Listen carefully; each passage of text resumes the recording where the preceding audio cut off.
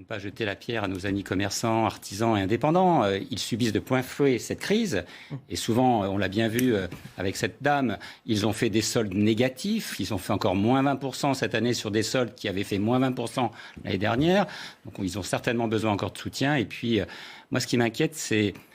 on en a certainement pour 12 mois, je crois qu'il faut dire les choses. Vous évoquiez les 7 et quelques pourcents. 6,1%. Oui, bon, sur la Banque de France, c'est 7,7 d'ici la fin de l'année. Une baisse à partir du premier semestre 2023.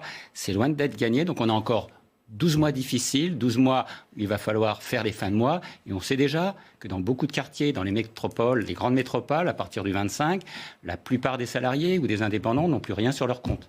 On est à craque-langue et qu'il y a des intérêts des mafias. Parlez-en à François Dagneau, le maire du 19e, parlez-en à Roger Madec, qui était sénateur-maire auparavant. Ça fait 20 ans que ça dure. Simplement, ces 3 dernières années, c'est monté de plus en plus fort. Les commerçants, les riverains, c'est devenu un enfer pour tous ceux qui vivent le 19e arrondissement, la place Jaurès, la place de Stalingrad, le quai de la Loire, le quai de Seine et les rues avoisinantes. Ce n'est pas normal d'avoir des gens qui sont à moitié nus dans la rue, sous le métro aérien, entre Jaurès et Stalingrad. À 4 heures du matin, on voit bien ce que vivent les riverains.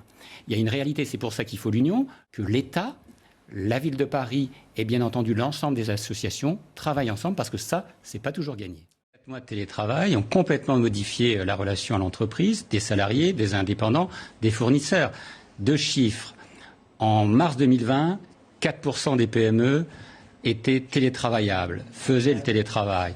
Il y avait 63% d'électronies, c'est-à-dire de personnel dans nos entreprises qui ne savaient pas utiliser un ordinateur. 2 mois après, on était à plus de 84% de télétravail dans les entreprises. Par contre, attention à l'erreur. C'est que quand vous télétravaillez, vous êtes au travail et donc vous n'êtes pas en vacances. Parce que si vous avez le contrôle du travail, ce n'est pas bon pour l'entrepreneur ni pour le salarié. Soit vous êtes en vacances, soit vous êtes en télétravail. On peut télétravailler donc à distance, mais quand vous êtes en télétravail, vous n'êtes pas en vacances.